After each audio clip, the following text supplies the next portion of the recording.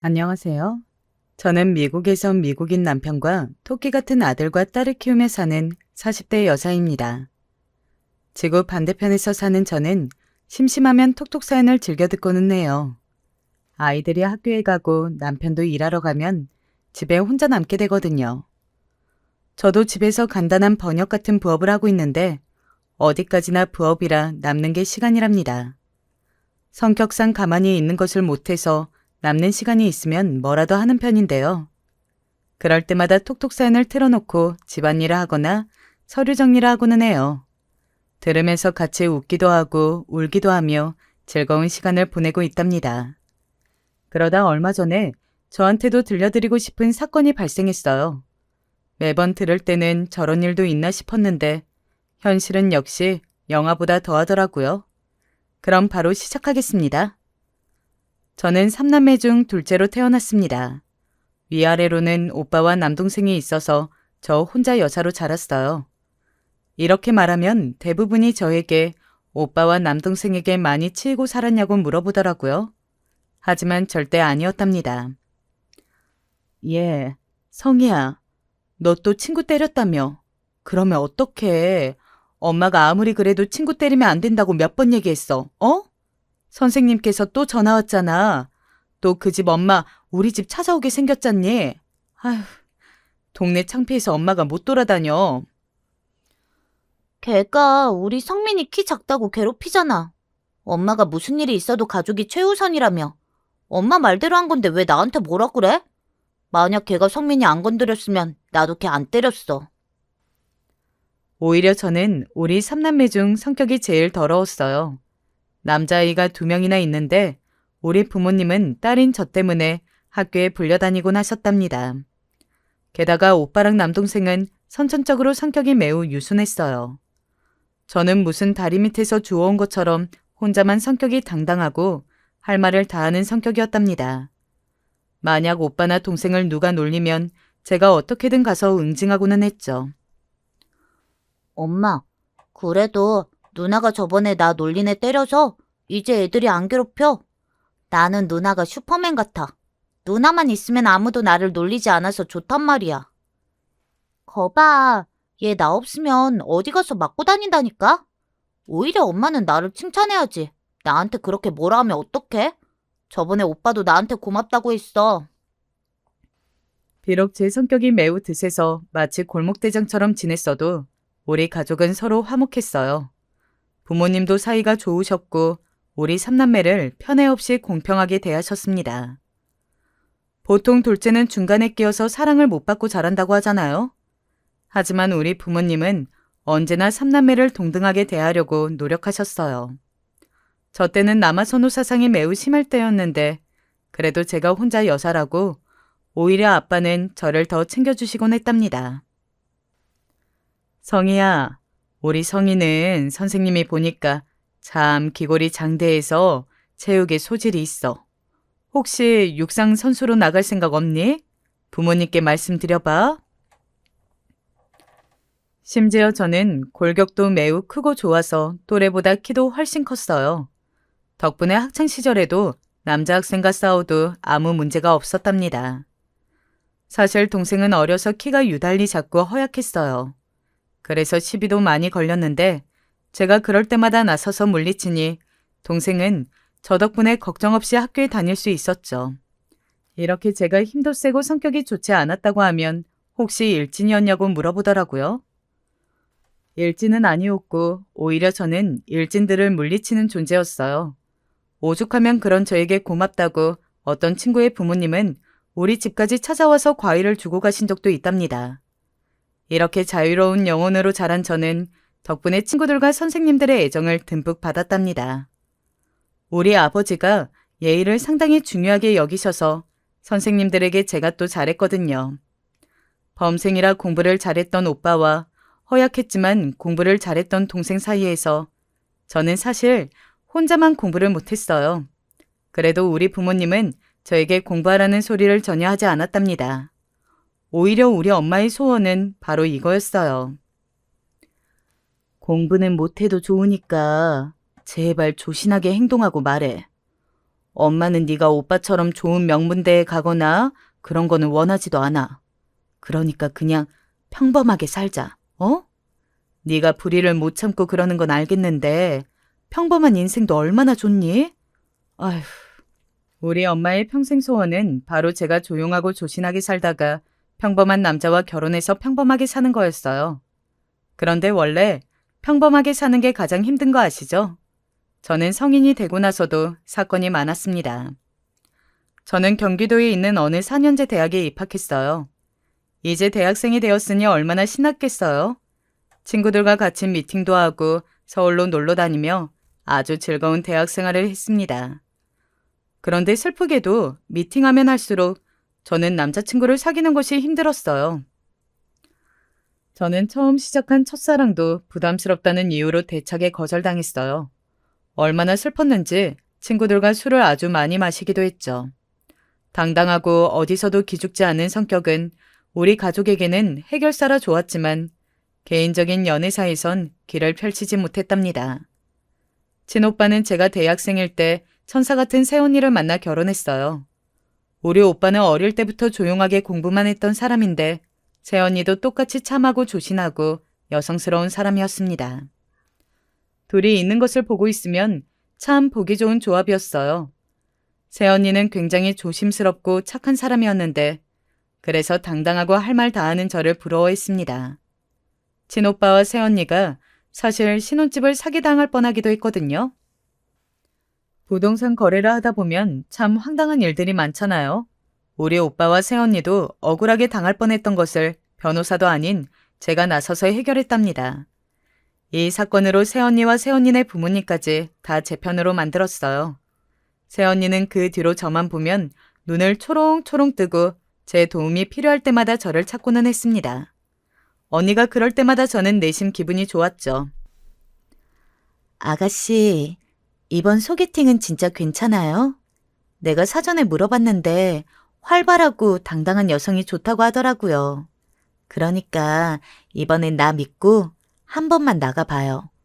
우리 아가씨 이렇게 멋진 사람인데 남자들은 왜 이러는 거야? 아유, 언니, 됐어요. 저번에도 그 말에서 나갔다가 그 사람이 내 성격 보고 도망갔던 거 몰라요? 언니가 저 생각해서 신경 써주는 것도 알고 참 고마워요. 그런데 저는 괜찮아요. 엄마부터 언니까지 내 연애사가 최대 관심사네요? 새언니는 제가 좋은 남자를 만나 결혼하는 것을 바랐어요. 언니가 얼마나 저를 생각하는지 알기 때문에 저는 고마웠지만 사실 언니가 소개해주는 사람들은 다 제 성격을 부담스러워했답니다. 그렇게 대학 졸업반이 될 때까지 저는 연애를 제대로 해보지도 못했어요. 엄마는 제가 대학을 졸업할 나이가 되자 더 남자를 만나라고 강요했어요. 오죽하면 선자리도 알아왔는데 몇 번 나가봐도 제가 마음에 들지 않거나 상대 쪽이 마음에 안 들어 했죠. 저도 내심 속으로 얼마나 초조했는지 모릅니다. 친구 중에는 제대로 연애하다 결혼해서 잘 사는 사람도 많았거든요. 이렇게 결혼 못하고 노처녀가 될까봐 두려웠어요. 하지만 이런 저에게도 운명의 상대가 나타나게 되었습니다. 말 그대로 운명처럼 나타난 그 사람은 미국인이었어요. 그날은 제가 친구를 만나러 서울에 갔던 날이랍니다. 서울역 앞에서 만나기로 했는데 어떤 사람이 저에게 말을 걸었어요. 네? 외국인이네? 어떡하지? 나 영어 못하는데. 어디 가는데요? 나 영어 못해요. 어디 간다고요? 명동? 명동. 오케이. 이리 와요. 그 외국인은 한눈에 봐도 눈에 띄는 외모를 가지고 있었습니다. 원래 남들 일에 참견하는 것을 좋아하는 저는 영어도 못하면서 그 외국인을 도와주었어요. 영어를 못하니까 그냥 한국말로 말했는데 이상하게 소통이 되더라고요. 근데 이름이 뭐예요? 이름. 이름이 영어로, 네임이 뭐예요? 케빈, 반가워요. 나는 성희. 그렇게 서로의 이름만 겨우 교환하고 케빈을 데리고 명동으로 갔어요. 그렇게 저는 친구에게 다시 가려고 했는데 케빈은 자꾸 저를 따라왔습니다. 왜 따라와요? 명동 데려다 줬잖아. 나는 서울역 다시 가야 돼요. 친구 만나러 간다고요. 친구, 프렌드. 아, 참, 왜 이래? 슬프게도 저는 영어를 잘하지 못했어요. 케빈도 아주 기본적인 한국 단어를 제외하고 한국어에 능통하지 못했죠. 그런데 너무 즐겁고 놀라웠던 점은 그런데도 대화가 통한다는 거였습니다. 단어만 말하는데도 뜻이 통했어요. 결국 저는 케빈을 데리고 친구를 만나러 갔습니다. 야, 뭐야? 외국인 뭐야? 아니, 나 너무 당황스러워. 야, 너 언제부터 영어 잘했어? 나 영어 한마디도 못하는데 어떡해? 이렇게 갑자기 데려온다고? 말도 없이? 나도 오다가 만났어. 몰라. 말이 안 통하는데 자꾸 내 옆에 따라와서 데리고 왔어. 그래도 사람은 착해 보여. 이것 봐. 혼자 웃고 있잖아. 계속 실실 웃던데? 야, 그냥 웃어. 그렇게 케빈과 우리는 말도 통하지 않았지만 아주 즐거운 시간을 보냈습니다. 집에 갈 때가 되었는데 케빈은 저에게 자기 전화번호를 알려줬어요. 얼떨결에 번호를 교환한 저는 아주 자연스럽게 케빈과 연락을 시작했습니다. 서로 영어와 한국어가 부족해서 사전을 끼고 대화했는데 그것조차 재밌었어요. 알고 봤더니 케빈은 한국으로 여행을 온 상태였습니다. 부모님이 한국과 관련된 사업을 하시는 분들이었죠. 그렇게 케빈과 저는 연인으로 발전하게 되었어요. 처음으로 만난 남자친구가 미국인이라니 친구들 사이에서 아주 유명해졌습니다. 남자를 만나라고 했더니 미국인을 만나네. 우리 딸 진짜 내 딸이지만 너는 도대체 무슨 생각으로 사는 거야? 제발 평범하게 살 수는 없어? 너 이러다 미국 간다고 하겠다? 아, 엄마, 안 그래도 케빈이 자기 따라서 미국 가자고 하더라? 엄마 어떻게 알았어? 나 국제 결혼해서 미국 갈 거야. 엄마 사위는 미국인이고 손주는 혼혈인 거지. 신나지 않아? 뭐?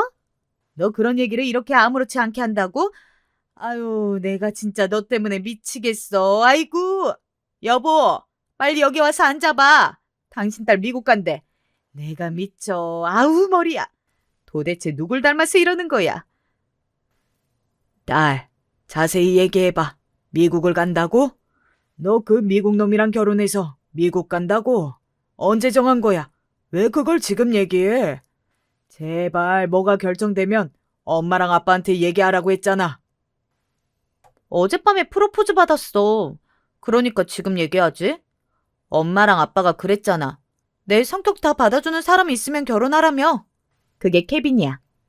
한국에는 내 성격 좋아하는 남자 없잖아. 운명의 상대를 만났으니 내가 미국을 가는 게 맞지? 미치겠다, 미치겠어. 당장 그놈 데리고 와.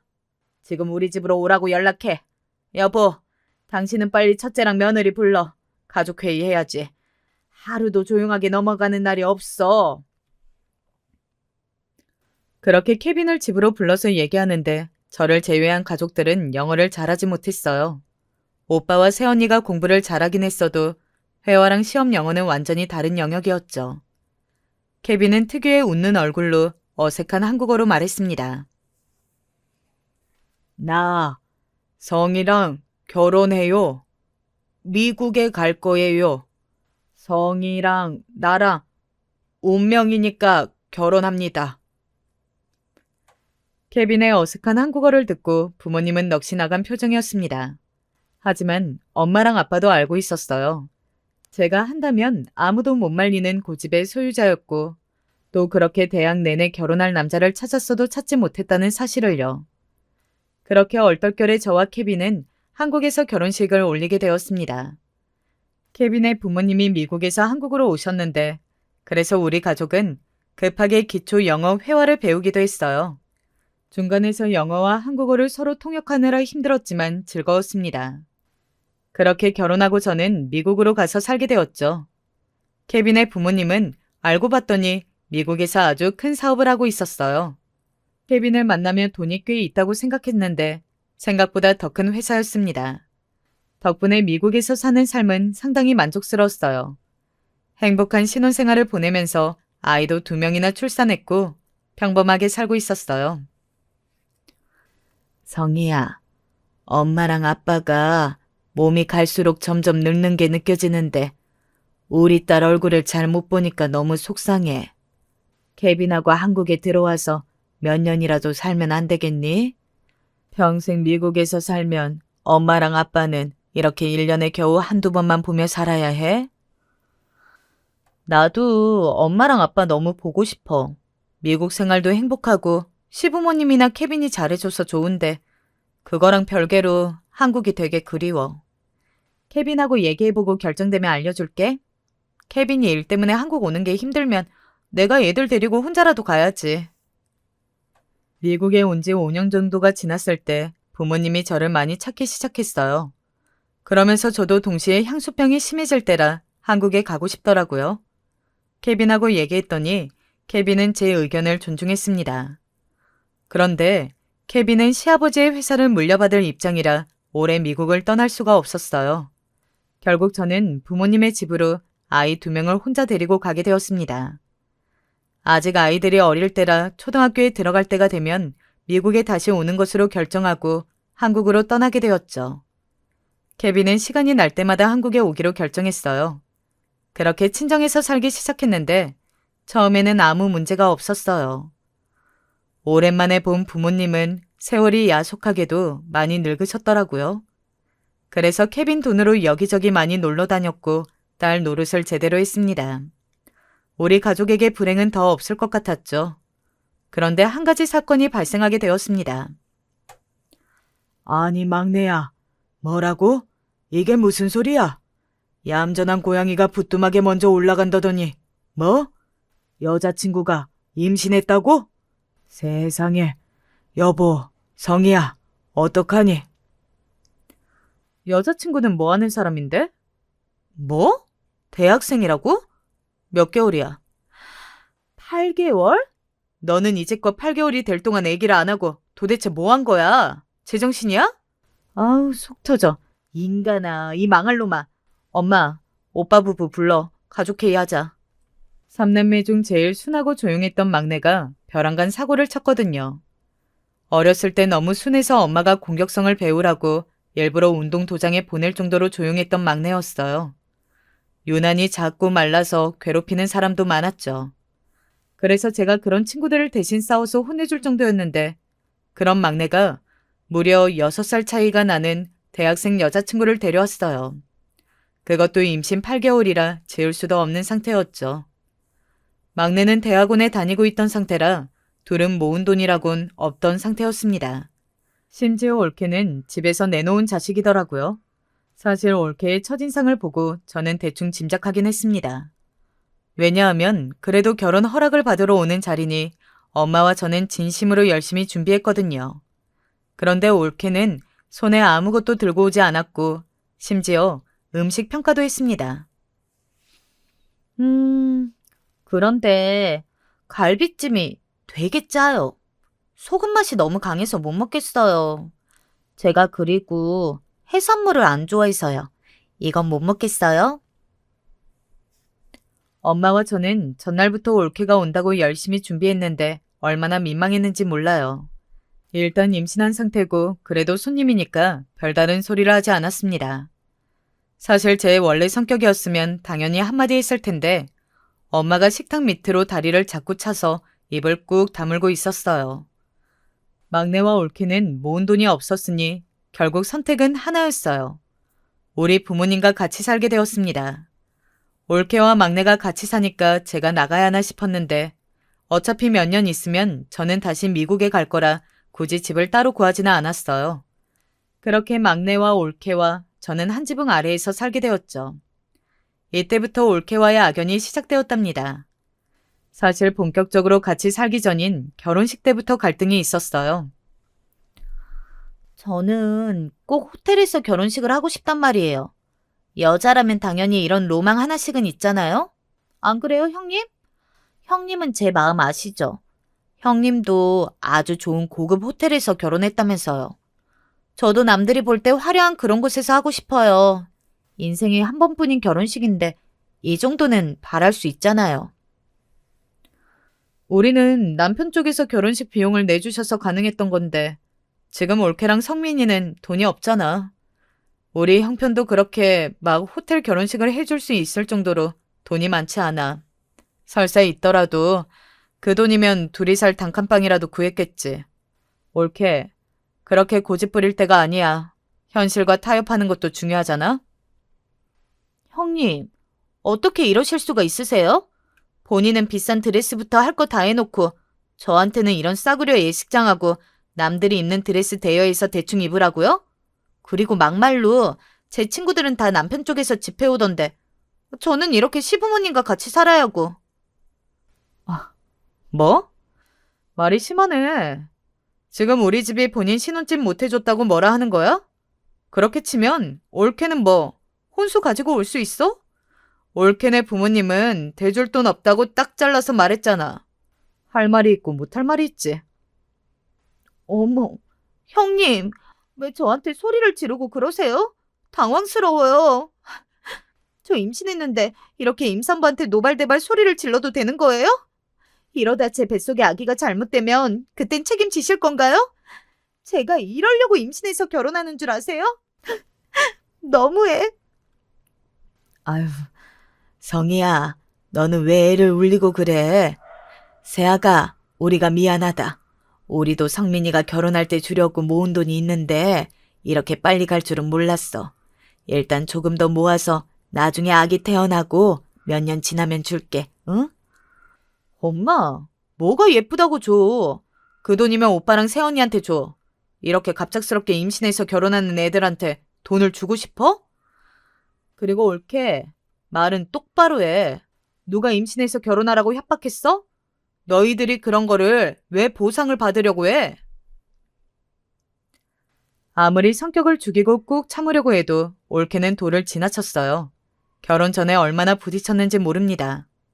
이런 제 성격을 이미 알던 막내는 제가 화를 내자 올케를 데리고 방으로 들어가거나 밖으로 나가더라고요. 그래서 결혼식을 정식으로 올리기도 전에 저는 올케와 틀어지게 되었습니다. 이런 사건이 몇 번 발생했고 급기야 나중에는 둘이 말도 하지 않았어요. 하지만 어차피 같이 살 예정이니 제가 더 나이도 많으니 먼저 다가갔습니다. 올케, 이제 결혼식 올리고 혼인신고하면 우리 정식으로 가족이 되는 거잖아? 그러니까 이제껏 안 좋았던 감정은 다 털어버리자. 어차피 같이 살 거니까 서로 안 좋은 감정을 간직하면 우리만 힘들 거야. 혹시 내가 했던 말이 상처가 되었으면 미안해? 네, 알겠어요. 저도 한 집에서 같이 사는데 불편한 관계로 있으면 힘들어요. 그럼 우리 잘 지내봐요. 그렇게 올케와 저는 화해 아닌 화해를 하고 같이 살게 되었는데 결혼식을 올린 후가 더 문제였어요.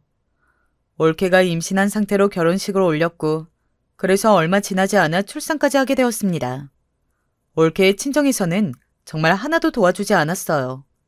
그래서 우리 집에서 조리원 비용도 대주었고 도우미 비용도 냈습니다. 우리 엄마는 막내 며느리가 출산했다고 손수 시장에 가서 한우도 사오고 미역국도 끓여주셨어요. 그런데 아이를 낳아본 분들은 아실 텐데 신생아를 키우는 게 진짜 쉬운 일이 아니거든요.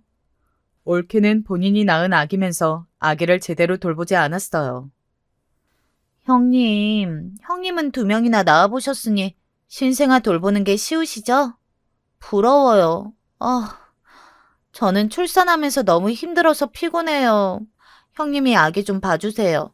저 조금만 잘게요. 올케는 자기 아기면서 저한테 대놓고 맡기기 시작했어요. 처음에는 오랜만에 신생아를 보니 저도 귀여워서 먼저 나서서 봐주었는데 나중에는 제가 조카의 엄마가 된 기분이었습니다. 올케는 맨날 아기 나랑 엄마한테 맡기고 혼자 누구랑 저렇게 전화하는 거야? 안 되겠어. 한마디 해야겠어. 누가 임신하고 출산하라고 시켰어? 본인이 좋아서 해놓고 저렇게 나 몰라라 해도 되는 거야? 양심이 어딨어? 예, 성희야, 네가 참아. 아직 어리잖니. 저 나이 때는 그럴 수도 있지 뭐. 우리가 그냥 돌보자. 본인도 친정에 못 기대니 얼마나 속이 상하겠어. 네가 힘들면 엄마가 돌볼 테니까 아기 엄마 줘. 엄마는 지금 허리랑 손목도 안 좋으면서 왜 자꾸 아기를 안아줘? 막내 언제 집에 와? 저것들이 진짜 본인들이 좋다고 사고 쳐놓고서 저래도 되는 거야? 아우. 성희야, 참아, 참아. 엄마가 대신 미안해. 아유, 그러지 말라고. 엄마 얼굴 봐서라도 참아. 제 성격상 올케가 저러는 꼴을 못 봐서 뭐라 하려고 하면 엄마는 그런 저를 진정시켰어요. 올케가 친정에서 내놓은 자식이니 그게 그렇게 안쓰러웠나 봐요. 저도 그래서 참을인을 몇 개나 새기며 조카를 돌봤습니다. 저도 어린 나이에 시댁에서 아기를 낳고 생활하는 올케의 처지를 생각하니 인간 대 인간으로 안쓰러웠죠. 자기도 마음 뚫 곳이 없으니 본인 친구들과 통화하며 견디는 거라고 생각했습니다. 조카의 육아를 저와 엄마가 다 하고 올케는 본인 친구와 통화하거나 놀기 바빴어요. 그런 행패를 꾹 참던 어느 날 제가 폭발하게 된 계기가 생겼습니다. 바로 새언니 관련이었어요. 새언니는 둘째 조카를 낳다가 몸이 심하게 안 좋아졌습니다. 생명이 위독해서 의사가 오빠에게 언니나 아기를 선택하라고 할 정도로 심각했었습니다. 결국 기적적으로 언니와 조카가 둘 다 살아났지만 언니는 병원에 몇 달을 입원해야 했어요. 다행히 조카는 문제가 없었지만 새언니는 조금만 무리해도 쓰러지거나 힘들어했어요. 그래서 우리 집에 오면 저와 엄마는 새언니에게 정말 말 그대로 물 한 방울 묻히게 하지 않았습니다. 언니는 워낙 천사 같은 성격이라 제가 많이 좋아했었고 사람이 순수하고 맑았어요. 새언니가 집에 와서 아무것도 하지 않아도 그냥 얼굴만 봐도 좋았습니다. 당연히 아픈 사람에게 뭘 시키고 싶은 마음도 없었고요. 이런 상황에서 그날은 명절이라 새언니랑 오빠가 방문한 날이었어요. 오빠도 조카가 2명이나 있어서 집안은 아이들로 북적거렸습니다. 자식들과 손주들이 집에 가득하니 부모님도 기분이 아주 좋은 상태였어요. 그래서 평소에 잘 드시지 않던 술도 많이 드셨죠. 분위기가 무르익은 상태였는데 다들 기분도 좋았습니다. 그때 마침 올케가 화장실을 다녀오는 상태였어요. 부엌하고 제일 가까운 위치여서 저는 아무 의도 없이 말을 꺼냈는데 황당한 대답을 들었습니다. 올케, 오면서 부엌에서 사과랑 칼 가져다 줄 수 있어? 과일이 먹고 싶네. 사과는 내가 자를 테니까 올케가 식탁 위에 있는 사과만 들고 와주라. 고마워. 형님, 저 아까부터 계속 요리하고 음식 날랐던 거 아세요? 왜 자꾸 저한테만 시키시는 거예요? 같은 며느리인데 이렇게 대우가 달라도 되는 거예요? 지금 저 아무것도 없이 결혼했다고 눈치 주는 건가요? 서러워서 못 살겠어요? 응? 아니, 새언니는 몸이 안 좋아서 일부러 내가 아무것도 하지 말라고 했던 거야. 그리고 나랑 엄마가 요리 다 했고, 올케는 음식 그릇만 몇 개 나른 거잖아. 그게 그렇게 기분이 나빴어? 우리 엄마도 며느리한테 뭐라 하는 분 절대 아닌데 당황스럽다. 동서, 미안해요. 나도 도와야 하는데 내가 조금만 무리해도 몸이 안 좋아서. 아이고, 나 때문에 좋았던 분위기가 이렇게 됐네. 어떡하지? 동서, 화 풀어요. 내가 미안해요. 응? 언니가 왜 미안해요? 언니한테 안 시키는 것처럼 올케한테도 저 안 시켜요. 그냥 사과랑 칼을 가져다 달라고 했던 게 그게 못할 짓인가? 오늘도 새벽 5시부터 일어나서 요리하고 준비한 거 저예요. 순식간에 좋았던 분위기는 찬물을 끼얹는 분위기가 되었어요. 저도 평소 같았으면 참았을 텐데 새언니가 미안해서 올케에게 사과하는 모습을 보자 참을 수가 없더라고요. 이렇게 여자들끼리 싸우기 시작하자 엄마와 남자들도 나서서 말리기 시작했습니다. 명절이라 간만에 본 얼굴들이 반가웠는데 올케 때문에 분위기가 엉망이 되었죠. 여보, 왜 그러는 거야? 그렇게 속상한 일이 있으면 나한테 먼저 얘기해달라고 했잖아. 왜 다 모여있는데 그러는 거야? 형수님, 누나, 미안해. 당신은 무슨 일이 있어도 내 편을 들어줘야 하는 거 아니야? 이 집안에서 내 편은 아무도 없는 거냐고. 나 진짜 이대로는 못 살아. 서러워서 죽겠다고. 올케, 말은 똑바로 해. 가족끼리 무슨 편이야? 우리가 지금 무슨 전쟁 나가? 말을 왜 그렇게 믿게 하는 거야? 그리고 세연이나 얼굴 보면 얼마나 본다고 그러는 거야? 명절에 한두 번 보는데 그냥 올케가 조금 참으면 되잖아. 그동안 나랑 엄마랑 참아주니까 사람이 우스워? 어? 누나, 잠시만. 내가 미안해. 대신 사과할게. 아우, 누나, 참아. 결국 저는 본래 성격을 드러내게 되었어요. 올케는 두 눈을 동그랗게 뜨고 저를 쳐다보더라고요. 그동안 꾹 참았던 게 폭발해서 올케 앞에서 할 말을 하며 큰 소리를 내자 올케는 기가 죽어 아무 말도 하지 못했습니다. 진짜 보자 하니까 어이가 없네? 올케, 제정신이야? 어? 내가 심지어 올케 자식도 돌봐줬는데 사과 하나 가져다 달라고 했다가 이런 일을 겪어야 해? 올케가 생각해도 어이없지 않아? 어? 아우, 올케에게 삿대질하며 소리를 지르자 올케는 얼굴이 하얗게 질리더라고요. 다른 사람들은 제 성격을 이미 알고 있었는데 올케는 제가 그렇게 난리치는 것을 처음 보는 상황이었어요.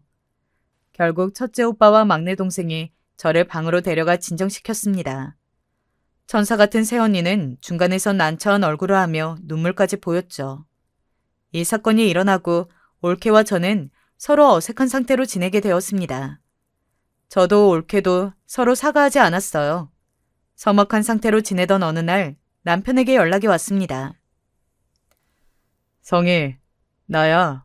이제 애들도 학교에 입학할 때가 되었으니 미국에 오는 거 어때? 부모님도 성희랑 우리 아이들 많이 보고 싶어 해. 당연히 나도 우리 가족들 보고 싶어. 애들이 미국에 오더라도 방학마다 한국에 가기로 약속할게. 케빈, 안 그래도 내가 연락하려고 했어. 나도 이제 미국 다시 가고 싶어. 애들 데리고 다음 달에 들어갈게. 애들도 아빠 많이 보고 싶어 하더라고. 나도 당신하고 같이 살고 싶어. 사실 우리 아이들이 혼혈이라 어디를 가더라도 주목을 많이 받던 상태였어요. 그리고 태어난 곳이 미국이라 한국어가 조금 서툴기도 했습니다. 그래서 아이들이 적응을 잘하는 상태는 아니었어요. 마침 올케와도 매우 어색한 상태라 아이들도 눈치를 보던 상황이었거든요. 그래서 저는 미국으로 돌아갈 준비를 시작했습니다. 그런데 한 가지 문제가 발생했어요. 바로 우리 부모님의 건강이었습니다. 부모님이 나이가 들며 두 분이 병원도 많이 가고 몸이 쇠약해지셨어요. 특히 아빠는 암까지 걸리셔서 집에서 간호가 필수였습니다. 누나, 내가 어차피 모시고 사니까 책임지고 엄마랑 아빠 돌볼게. 그러니까 너무 걱정하지 말고 미국 가. 무슨 일 생기면 반드시 연락할 테니까 그건 걱정하지 말고. 혹시라도 엄마랑 아빠가 돈 때문에 병원에 가기 힘들어하면 언제든지 말해. 그리고 누나가 너무 미안하니까 미국에서 생활비도 너 월급만큼 보낼게. 그러니까 올케랑 부모님 잘 부탁해. 알겠지? 알겠어. 아내도 저번에 그 이후로 누나랑 부모님한테 미안했는지 계속 얘기 꺼내더라. 누나도 미국 가서 매형하고 애들하고 행복하게 살아. 어차피 명절 때는 한국에 올 거라며. 몸 조심히 가고 무슨 일 있으면 누나도 꼭 연락해줘. 알겠어. 나도 올케한테 부모님 맡기고 가는 거 마음이 좋지는 않아. 고맙게 생각하고 있으니까 성민이 네가 올케한테 말 잘해줘. 오빠랑 새언니도 너희 부부에게 미안하게 생각하더라. 저는 아이들을 데리고 미국으로 다시 갔고 거기서 케빈의 도움으로 잘 정착할 수 있었어요. 케빈은 우리 부모님의 건강 상태를 듣더니 매달 소정의 돈을 남동생에게 보냈습니다. 우리 부모님을 그렇게 챙겨줘서 얼마나 고마웠는지 몰라요. 엄마, 몸은 어때? 괜찮아? 올케가 잘 챙겨주고 있어? 내가 옆에 있어야 하는데 미안해. 병원 갈 땐 무조건 택시 타고 가. 그러라고 내가 돈 보내주고 있는 거니까. 알겠지? 그럼 걱정하지 마. 엄마 잘 지내고 있어. 오늘도 막내가 나랑 네 아빠 데리고 병원 데려간다고 하더라. 확실히 늙으니까 몸이 예전 같지 않아. 너야말로 잘 지내고 있는 거지? 케빈은 어때? 우리 애들도 보고 싶네. 아유, 우리야 너무 잘 지내서 아무 소식이 없어. 엄마가 예전에 말했던 평화롭고 평범한 생활을 하는 중이야. 오히려 너무 단조로워서 문제라니까. 애들도 확실히 예전보다 적응도 잘하고 나는 문제 없어. 그렇다면 다행이네. 성희야, 엄마 이제 병원 갈 준비해야 해서 이만 끊을게. 케빈에게 안부 전해줘. 엄마가 아빠한테도 너한테 연락 왔다고 얘기할게. 다음에 다시 연락하자. 미국에 와서도 저는 부모님과 연락을 꾸준히 주고받았어요. 올케가 불편할 수 있어서 직접적인 연락은 주고받지 않았고 엄마나 남동생을 통해서 안부를 전했습니다. 늙은 부모님을 모시고 사는 게 쉽지 않다는 것을 저도 이미 알고 있었어요. 그래서 매달 보내는 돈 이외에도 주기적으로 값비싼 선물을 보냈습니다. 성민아, 이번 방학 때 지연이 여기로 보낸다고 했지? 누나가 케빈하고 얘기했는데 네 매형도 환영이래. 그러니까 지연이 걱정하지 말고 누나가 책임질 테니까 보내. 혹시 몰라서 얘기하는데 경제적인 그런 거는 신경 쓰지 마. 누나, 진심으로 고마워. 이렇게 지연이 방학 때마다 무료로 누나네 집으로 보내면 지연이가 영어가 많이 늘었어. 이 은혜를 어떻게 갚아야 할지 모르겠어. 그리고 지연이가 미국 가는 것을 너무 좋아해. 확실히 한국하고 문화가 달라서 그런가 봐. 나중에 지연이가 혹시라도 유학하고 싶다고 하면 얘기해. 누나 집에서 보내면 되잖아. 가족이 서로 좋다는 이유가 뭐니? 이렇게 서로 돕고 사는 거지. 게다가 네가 올케랑 늙은 부모님도 돌보고 있으니까 누나가 오히려 더 고마워. 안 그래도 아내가 부모님을 잘 돌보는 것 같아서 나도 좋아. 나한테 자기가 알아서 할 테니 전혀 신경 쓰지 말라고 하더라. 덕분에 회사 일에 집중할 수 있어. 나도 아내가 저렇게 변할 줄은 몰랐어. 고마운 마음에 조카가 한국에서 방학마다 미국에 오면 우리 집에서 무료로 재워주기도 했어요. 재워주기만 했을 뿐만 아니라 우리 아이들과 같이 놀이공원이나 공원에 데려가기도 했습니다. 올 때마다 맛있는 것을 먹이고 최대한 할 수 있는 모든 것을 해주었어요. 케빈도 조카가 오면 진심으로 친절하고 다정하게 대해주었죠. 이건 다 올케가 우리 부모님을 전적으로 돌봐서 고마운 마음에서 나온 행동이었습니다. 그런데 이렇게 지낸 지 몇 년이 지나고 믿기 힘든 일이 일어났어요. 시간이 흐르며 부모님의 건강은 더욱 안 좋아지기 시작했습니다. 실제로 제가 한국에 가면 부모님이 확 늙어 있어 속상했어요. 저는 그래서 올케가 당연히 우리 부모님을 돌봐주는 것에 대해 미안하고 고마웠습니다. 매달 보내는 돈 이외에도 수도 없이 선물을 보내고 갈 때마다 거액의 돈을 주고 왔어요. 이런 생활이 지속되던 어느 날이었습니다. 엄마에게 먼저 연락이 오는 경우는 잘 없는데 전화가 울려 받았더니 엄마였어요. 엄마, 무슨 일이야? 엄마가 먼저 연락도 하고 너무 좋다. 이따 케빈 오면 같이 있을 때 연락하려고 했었는데 아무튼 혹시 안 좋은 일 있는 거는 아니지? 성희야, 우리 딸 너무 보고 싶다. 성희야, 엄마 너랑 살고 싶어. 엄마, 왜 울어? 엄마, 어디 아픈 거야? 내가 빨리 성민이한테 연락해서 엄마 병원 데리고 가라고 할까? 엄마 왜 그래? 일단 진정하고 침착하게 말해봐. 내가 그동안 꾹 참았는데 이제 도저히 못 버티겠어. 성희야, 막내 며느리가 네 아빠랑 나한테 너무 못되게 굴어서 살 수가 없다. 이러다가 나 진짜 아무 말도 못하고 요양원에 보내질 것 같아서 무서워. 지금도 며느리가 집에 없어서 이렇게 연락하는 거야. 나 너무 서럽고 더는 못 버티겠어. 아휴, 너희 아빠도 불쌍해. 뭐라고? 엄마, 지금 그게 무슨 소리야? 올케가 엄마랑 아빠한테 못되게 군다고? 내 앞에선 착하게 챙기던데 내가 그래서 한국 갈 때마다 감동했었잖아. 엄마, 자세히 말해봐. 나 지금 믿을 수가 없어서 그래. 올케가 대체 무슨 짓을 한 거야?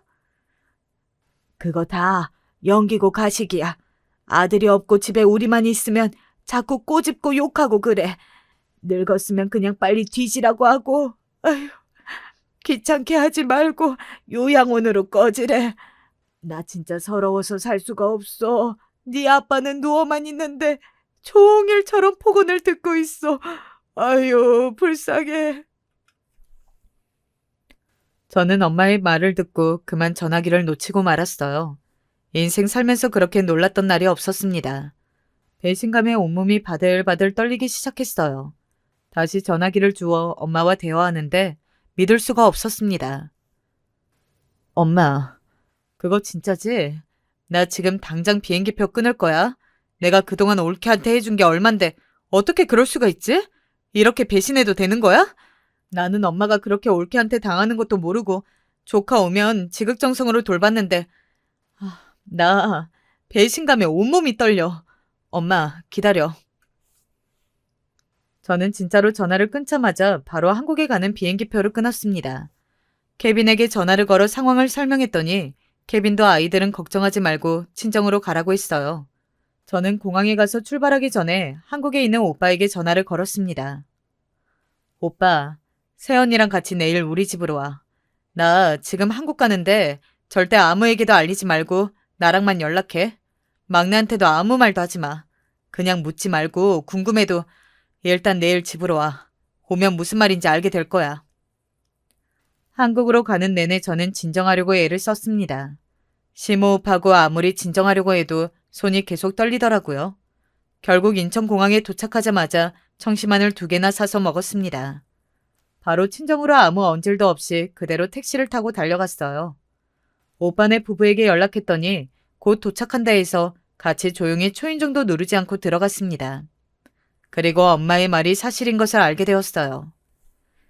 이 늙은이들아, 늙었으면 빨리 죽으라고. 아우, 귀찮아. 아니다. 죽으면 내가 돈을 못 받으니까 확 요양원에 보내던지 해야지.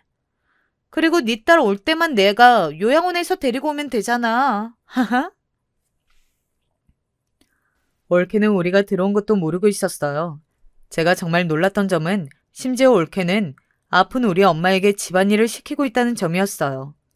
본인은 소파에 누워있고 우리 엄마는 아픈 몸으로 열심히 바닥을 닦고 있었죠. 그 모습을 보자마자 저는 올케에게 달려들었습니다. 깜짝이야. 어머, 형님, 어머, 잠깐만. 이거 놓고 말씀하세요. 내 머리. 형님. 미친 듯이 달려들어 올케의 머리채를 잡고 흔들었어요. 엄마는 우리가 방문한 것을 보고 울음을 터뜨리셨습니다. 동서, 그렇게 안 봤는데 진짜 무서운 사람이네요. 이런 식으로 시부모님을 대하고 있었어요? 어떻게 사람이 그래요? 사람 대 사람으로 어른한테 이러면 안 되는 거잖아요. 어머님, 저희 집으로 가요. 아이고, 우리 새끼들이 왔구나. 내 자식들. 내가 너무 서러워서 살 수가 없어. 아휴, 막내 아들이 없으면 이렇게 나를 구박해. 네 아빠는 누워만 있는데 잘 챙겨주지도 않아. 아휴. 올케의 머리를 잡고 저는 미친 듯이 퍼붓기 시작했어요. 욕설과 함께 난리를 피우니 올케는 엉엉 울며 빌었습니다. 지금 네가 한 행동 내가 다 녹음했어. 나 절대 그냥 안 넘어가. 내가 내 동생한테 다 말할 거야. 너 친정도 없어서 갈 곳도 없지? 이혼당해서 어디에 혼자 살아봐. 감히 우리 부모님한테 저렇게 대? 나는 그것도 모르고 이제껏 너한테 얼마를 바쳤는데 이년아. 제가 죄송해요. 형님, 한 번만 봐주세요. 제가 미쳤었나 봐요. 저 다시는 안 그럴게요. 제발요. 저 이혼 당하면 갈 곳이 없어요. 제발요. 저 이대로 쫓겨나면 할 수 있는 것도 없어서 아무것도 하지 못해요.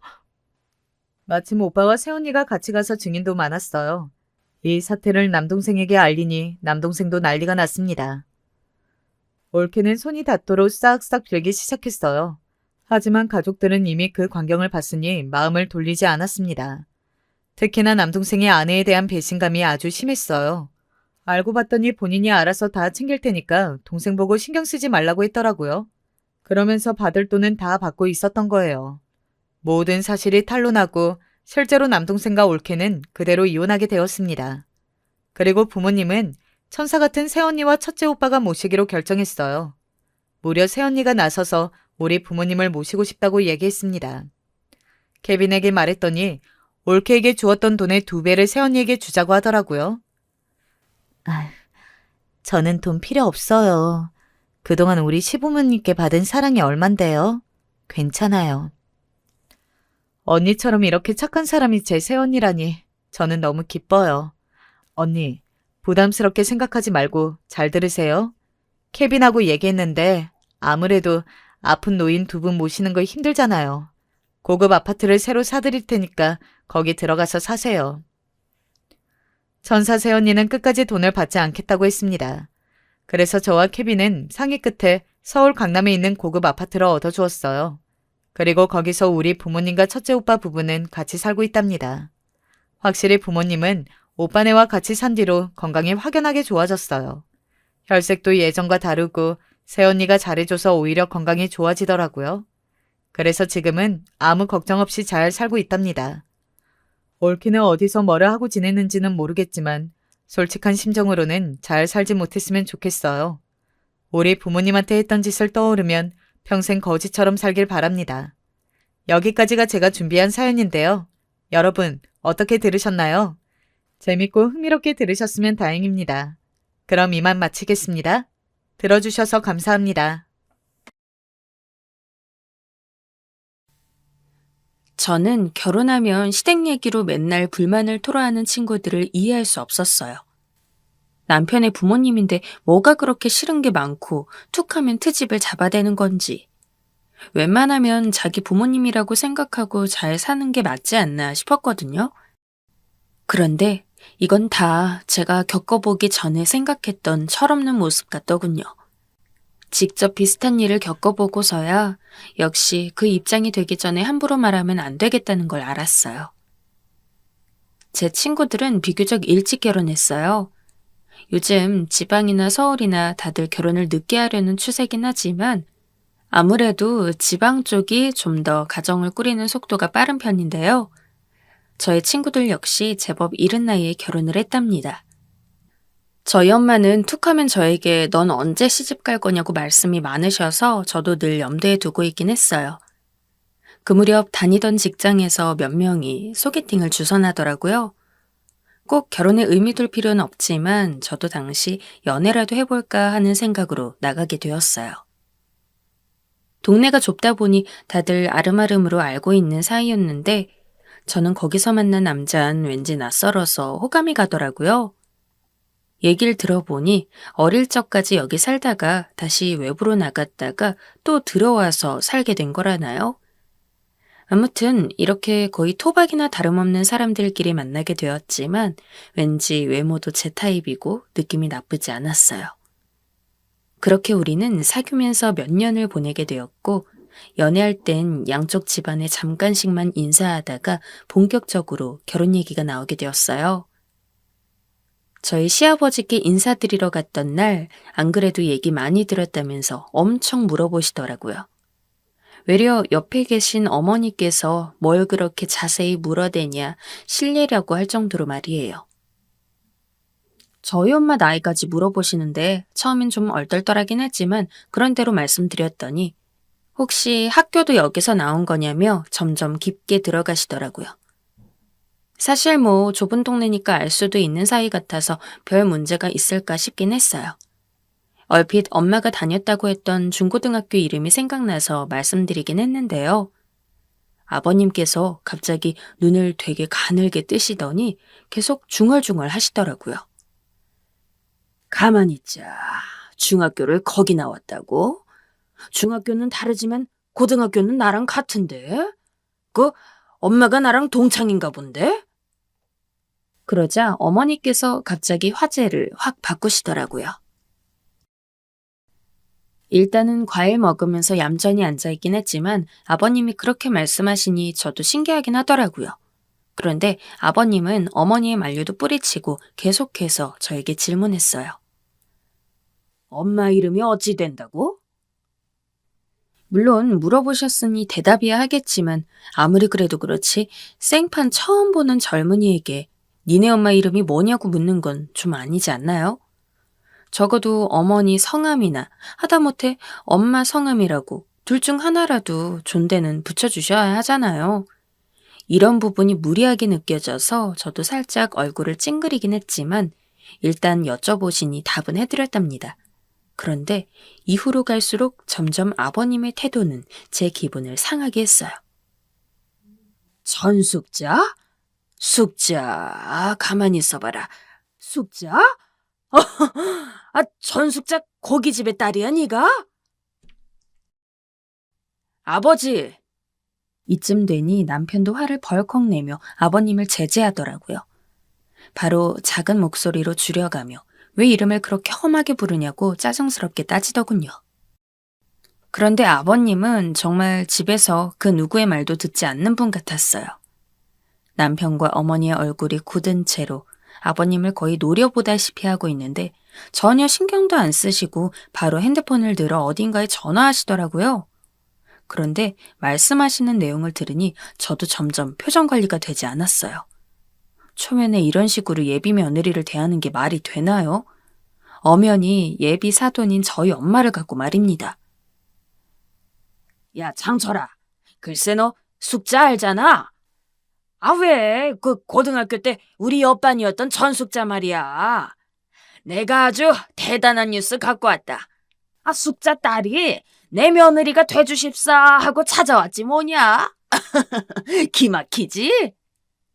그러면서 저를 한번 휙 쳐다보시더니 그대로 껄껄거리며 핸드폰을 갖고 안방으로 들어가시더라고요. 남편과 어머니는 계속 쩔쩔매며 네가 이해해라. 뭐 동창이라 반가워서 저러신가 보다 하고 변명을 계속 해오는 거예요. 이 두 사람 잘못은 아니니 저도 더 이상 얹을 말도 없었지만 그래도 너무 화가 나더라고요. 그래도 집에 돌아와서 저도 엄마에게 이 말을 했는데 엄마는 무슨 말인지 잘 모르겠다며 내 동창 누구를 말하는 거냐고 어리둥절해 하더라고요. 니네 시아버지가 그래? 근데 난 이름을 들어도 기억이 안 나는데. 뭐 동창이 한둘이겠어. 그때 워낙 애들이 많아서 기억날 수도 있고 안 날 수도 있는 거지. 그게 뭐 심각한 일이라고 그렇게 화가 나 있어. 엄마는 제 속도 모르고 제가 자세히 얘기 안 해서 그렇지 얼마나 무리하게 함부로 엄마를 불러댔는지 모르셔서 저러더라고요. 암튼 이후에 결혼 문제는 차질 없이 쭉쭉 이어지게 되었고 제가 약간 염려했던 상견례 날이 되었는데요. 그날의 엄마와 아버님의 반응이 저는 밤에 잠을 이루지 못할 정도로 계속 마음이 걸렸어요. 시댁 어른들은 우리보다 늦게 오셨는데 아버님은 식당에 들어서자마자 우릴 보고 크게 손을 흔들더라고요. 제가 넙죽 인사를 했는데 받지도 않고 제 주변을 계속 살피시더니 엄마를 보자마자 또 껄껄 웃으시는 게 아니겠어요? 아이고, 우리가 이런 인연이 될 줄 어찌 알았겠어. 동창끼리 말도 편하게 하고 잘 지내보자고. 나야 나, 윤길식이. 나는 숙자 기억을 아주 잘하는데 내 기억이 안 나나 보네.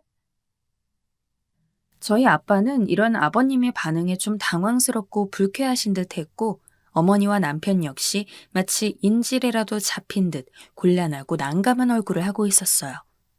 저도 그 너머로 엄마의 표정을 봤는데 엄마도 기분 나빠할 줄 알았는데 왠지 좀 자신 없어 보이는 표정이더라고요. 이쯤 되니 엄마도 아예 기억 못하는 건 아닌 것 같고 분명 누군지 눈치를 챈 듯 했는데 말이에요. 그런데도 뭔가를 숨기고 있는 듯 평소 엄마답지 않게 밥도 잘 못 먹고 계속 아버님이 멋대로 진행해 나가는 말에 그냥 숙이기만 하시더라고요. 이런 게 너무 찝찝했지만 일단 저는 저대로 결혼 진행하느라 바빴고 찝찝한 건 그대로 둔 채 결혼식 날 당일이 되었답니다.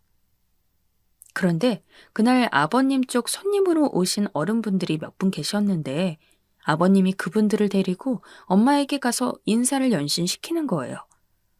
엄마는 왠지 좀 곤란해 보이고 자꾸 자리를 피하려 하시는데 그 좋은 날 이 광경을 보며 어찌나 머리가 아팠는지 몰라요. 머릿속이 복잡한 상태로 신혼여행을 다녀온 뒤 신혼집을 꾸려가던 중 아버님은 막내인 우리 부부가 결혼한 것에 뭐가 그리 관심이 많은지 시댁으로 툭하면 호출을 하셨어요. 그날도 어쩔 수 없이 가긴 했는데 아버님은 저희가 들어설 때부터 이미 약주를 하셨는지 얼굴이 벌겋게 되셨더라고요. 간단하게 간식거리들 준비하는데 아버님이 또 저를 부르시는 거예요. 이제 결혼해서 정식 며느리이고 사돈인데 이름을 함부로 불러대시는데 너무 혈압이 올라서 말이 나오지 않았어요. 부르시니 가긴 했는데 알만한 어르신이 한창 어린 며느리 앉혀놓고 말을 함부로 하시더라고요. 거기 술 좀 따라봐라. 아니, 니네 엄마 생각하면 내가 할 말이 아주 많거든. 니네 엄마 숙자 말이야. 아주 지금은 낯이 좋아졌던데? 에휴, 수경이 너는 모르나 본데. 니네 엄마 별명이 어릴 때 감자대가리였어, 감자대가리. 아, 지금은 얼굴에 뭘 집어넣었길래 그렇게 사정이 좋아졌대냐? 여기까지 듣고 나니 화가 나다 못해 이제 몸이 떨리기 시작하더라고요. 부엌에 계시던 어머님이 뛰어오셔서는 아버님의 등짝을 때리시며 그만 좀 하라고 소리치시긴 했어요. 이렇게 된 이상 한번 확 질러버려야 하는 건지 아니면 그래도 이제 막 결혼한 새댁이니 꾹 다물고 참아야 하는 건지 혼란스러워서 머리가 어지럽더라고요. 너무너무 화나 죽겠는데 마침 어머니도 저렇게 아버님께 야단하시니 제가 거기서 같이 대들면 안 될 것 같았어요. 일단은 정말 꾹 참고 속으로 삭히면서 넘어가기로 했어요. 너무 어이가 없고 열받아서 엄마에게 이런 얘기를 할 수도 없겠더라고요. 알면 엄마도 얼마나 황당하고 기분 나쁘겠어요. 그러면서도 엄마가 실제로 아버님과 마주했을 때 뭔가 자신 없어 보이던 모습을 생각하니 그거야말로 묘하게 불쾌해져서 정말 머릿속이 어질어질했어요. 그 후로 한동안은 시댁과의 왕래가 없었고 아버님이 오라고 하시면 얼마 안 돼요 어머니께 전화가 걸려오더라고요. 예, 수경아. 오늘 우리 산책 갈 거였는데 네 아버님이 착각하셨나 봐. 너희는 너희끼리 시간 보내라. 전화는 다시 안 해도 돼. 우리끼리 나갈 거니까 오지 않아도 된다. 대충 눈치를 보니 아버님이 저한테 자꾸 이죽거리면서 우리 엄마를 함부로 불러대는 모습이 어머니가 봐도 불안하셨던 모양이에요. 저렇게 연신 불러댈 때마다 몇 번을 어머니께서 막아버리고 취소해버리시더라고요. 그런 부분은 정말 어머니께 감사했어요. 이성이 있으시고 말이 통하시는 분이라 제 기분을 알아주는 것 같더라고요. 하지만 이윽고 피할 수 없는 날이 있었으니 바로 추석 때였어요. 큰아주버님, 작은아주버님네 부부의 조카들 그리고 저희 부부까지 모이게 되었답니다. 솔직히 아버님만 생각하면 가기 싫었지만 사람들도 많으니 아버님도 그런 진상 부리기 쉽지 않을 거라 생각했죠. 그리고 저 혼자만 있는 거 아니니 뭐 나만 콕 집어 할 얘기가 뭐 있나 싶었는데요. 이건 저의 오산이었더라고요. 아버님은 제 상상을 초월하는 분이라는 걸 왜 몇 번 무례함을 겪고도 인지를 못했던 걸까요? 그날도 기분 좋다고 약주를 실컷 드시더니 갑자기 큰 소리로 또 제 이름을 부르시는 게 아니겠어요? 그 소리에 저를 비롯하여 큰형님, 둘째 형님이며 이제 막 초등학생이 된 조카들까지 다 쳐다보게 되었죠. 예, 수경아, 전숙자 딸, 이리 와봐. 이리 와봐, 글쎄. 내가 네 시애비라고.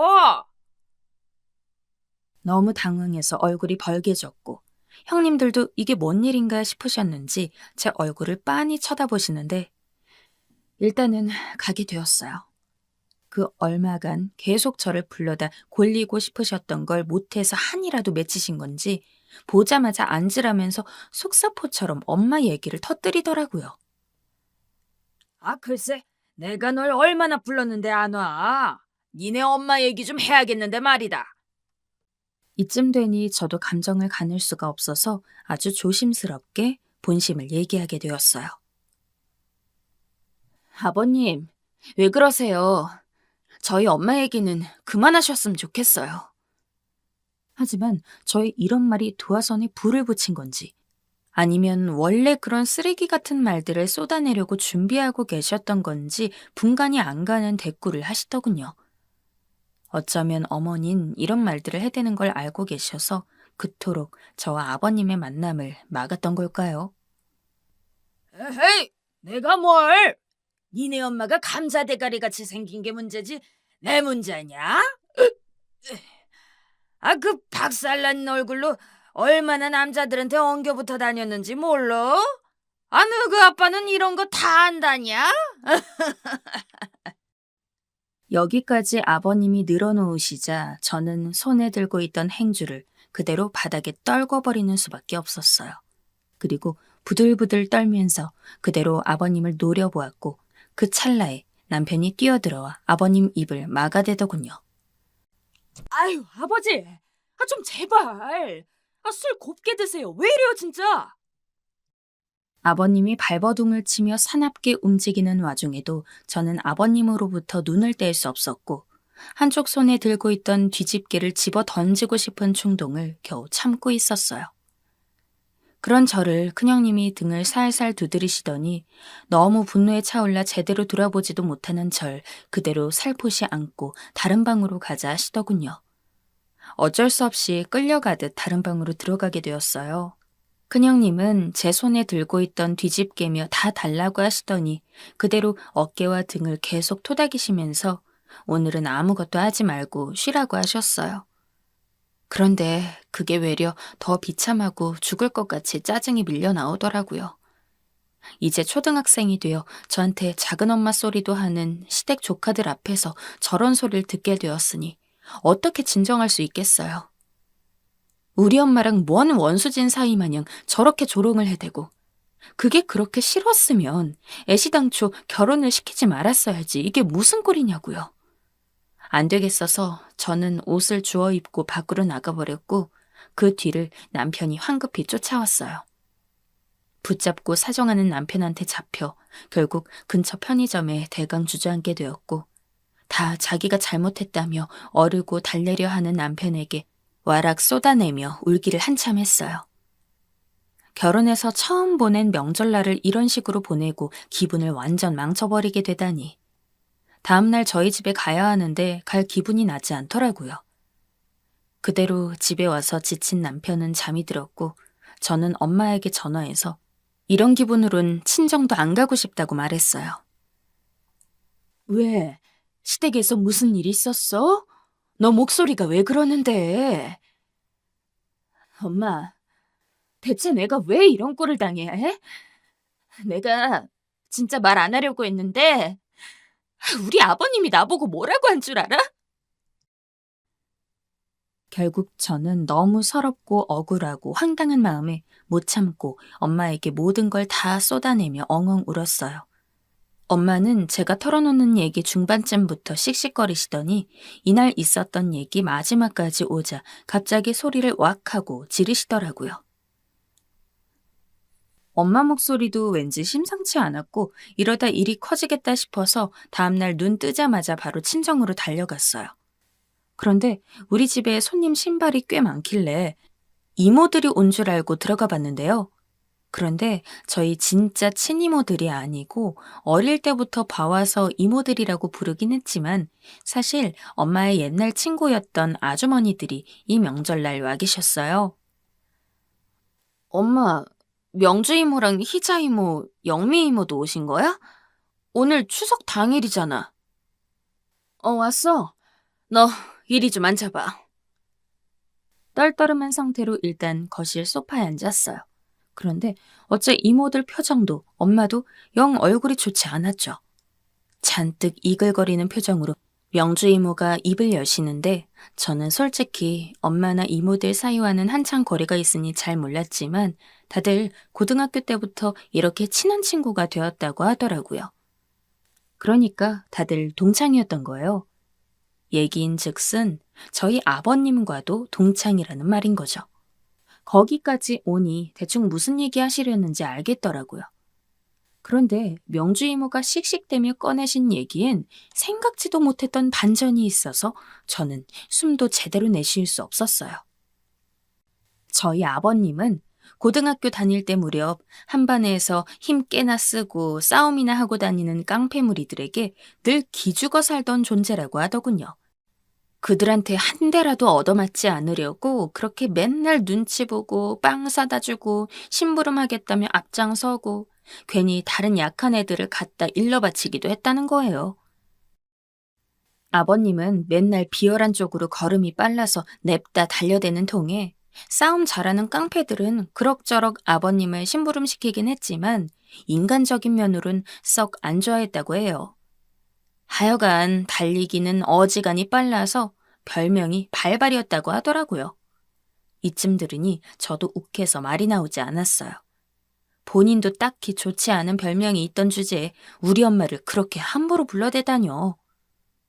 우리 엄마는 당시에 철이 없는 그 또래 여고생들과 다를 게 별반 없었고 이 이모들과 어울려 다니다가 그 싸움 잘하는 깡패 오빠 중 한 명과 2년 정도 연애했었다고 해요. 그리고 그게 전부였다고 하고요. 당시 그 깡패 오빠 옆에 붙어 다니며 입안에 혀처럼 굴던 우리 아버님에게 엄마도 몇 번 심부름을 시키긴 했던 모양이에요. 그러다가 그 깡패 오빠가 전학 가고 헤어지고 나니 아버님과 전혀 어떤 만남도 없이 각각 졸업했을 뿐이랍니다. 그런 정도로 기억하고 있고 이런 기억에서는 엄마를 제외하고도 나머지 세 분의 이모들도 대충 말이 일치하더라고요. 당시 아버님 이름을 듣고도 못 알아봤던 건 아버님이 딱히 학교에서 존재감이 없었기 때문이고 나중에 이모들과 말하다가 그제서야 좀 제대로 생각났다는 거예요. 상견례 때 아버님이 엄마 아는 척을 해가며 고등학교 때 얘기하니 엄마도 그 깡패 오빠 옆에서 몇 번 빵 심부름 시켰던 게 생각나서 좀 민망했다더군요. 그래서 별말을 안 한 거지 뭘 특별한 잘못이 있고 꿀릴 게 있어서 그런 건 아니라는 겁니다. 그냥 그런가 보다 했고 이제는 애들끼리 가정을 이루고 있으니 별 문제가 있겠냐 싶으셨다더군요. 그런데 저한테 저런 막말들을 해댔다는 걸 듣고 엄마와 이모들은 화가 날 만큼 났고 이대로 그냥 둘 순 없겠다고 하시더라고요. 수경이 너 일어나. 기식이, 아니, 네 시아버지 있는 곳으로 가자. 네가 앞장서. 바로 가방이며 옷가지를 챙겨 일어나시는 이모들과 엄마를 보니 이래도 되나 싶었지만 일단 물은 엎질러져 버렸고 저도 평범하게 아무 일 없듯이 아버님 얼굴을 보긴 힘들겠더군요. 어찌되었건 우리가 알아서 할 테니 앞장이나 서라고 재촉하시는 통에 저는 이모들과 함께 아버님이 일하는 노래방으로 가게 되었어요. 명절이라고 해도 얼마 안 쉬고 바로 문을 연다 들었기 때문에 혹시나 하는 마음으로 향하게 되었어요. 그런데 역시나 간판에 불이 들어와 있었고 아버님은 문을 열어두셨더라고요. 심호흡을 한 번 한 뒤 이렇게 된 이상 뒤로 물러서긴 힘들겠다 싶어 들어가게 되었어요. 아버님은 절 보자마자 그새 술이 깨셨는지 말짱한 얼굴로 인사를 하더군요. 아무 일 없는 듯 태연하게 말 거는 걸 보니 아무리 전날 일이 주사라고 해도 저는 분이 풀리질 않아서 속이 부글부글 끓더라고요. 그런데 그런 저를 바로 제치고 앞으로 밀어드는 이가 있었으니 바로 엄마와 이모들이었어요. 윤길식이, 너 잘 있었냐? 순간 저도 놀래서 엄마 얼굴을 보았으나 엄마는 전혀 아랑곳 않고 이글거리는 눈으로 아버님을 쏘아보더라고요. 당황해서 아버님 쪽을 쳐다보니 아버님 역시 맨정신에 이런 모습으로 갑자기 들이닥친 엄마와 마주하니 약간 뻘쭘하셨던 모양입니다. 게다가 며느리인 제 앞에서 본인 이름이 저렇게 막말로 불리워지니 유쾌한 상황은 아니었을 거고요. 옆에 있는 이모들도 이름을 하나둘씩 말하면서 나는 기억나냐고, 몇 반이었다고, 같은 학교 누구라며 줄줄줄 말을 하시더라고요. 이모들이 그렇게 사납게 누군가한테 따지는 모습을 전 거의 본 적이 없어서 좀 당황했어요. 엄마는 다짜고짜 아버님한테 소리를 지르면서 뭐라고 막 하는데 처음에는 막 불쾌하고 황당한 표정을 지으시던 아버님도 어째 점점 움츠러드시는 것 같았죠. 길식이 너, 내 딸 며느리로 데려가 놓고 뭐 불만 있냐? 싫으면 말어. 이게 어디서 만만한 어린애 데려다 놓고 깡패질이야? 니 그 입 놀리고 다니는 거 내가 모를 줄 알았냐? 명색이 내 딸인데 너 진짜 겁도 없다.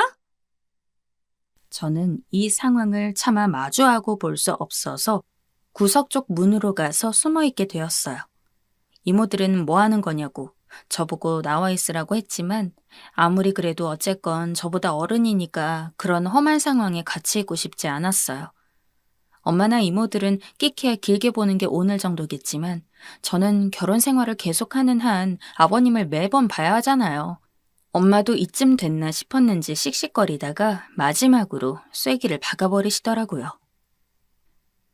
너 한 번만 더 내 딸한테 말 같지도 않은 소리 해대면 너 각오해라. 뭐? 내가 남자를 만나고 다니고 어째? 너 옆 동네 여자애 잘못 건드려서 네 집이며 걔네 집이며 난리 난 거 이제 기억나더라. 이게 하늘 무서운 줄 모르고 남한테 덤태기를 씌우네. 내가 너처럼 지저분하게 살았냐? 나는 네 아들 사위 대접 잘해주려고 입 닫고 있었더니 내 딸 앞에서 날 그따위로 모함을 해?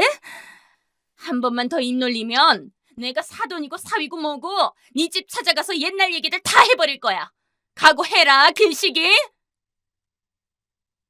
상황이 일이 되니 저런 얘기를 들어버린 채로 한 공간에 있기 너무 민망스러워 뒤로 돌아선 채로 슬그머니 밖으로 나갔어요. 몇 분 더 있다가 이모들과 엄마는 밖으로 나왔고 오랜만에 만난 김에 밥이나 먹으러 간다시길래 그대로 보내드렸어요. 저는 그렇게 꿀꿀하고도 황당스런 명절을 보낸 후 집에 와서 이렇다 저렇다 남편에게 말도 못한 채 멍하니 있게 되었는데요. 이후로 설날까지도 아버님은 저를 집에 부르지 않으셨고 설에 찾아뵀을 때도 안방에서 계속 나오질 않더라고요.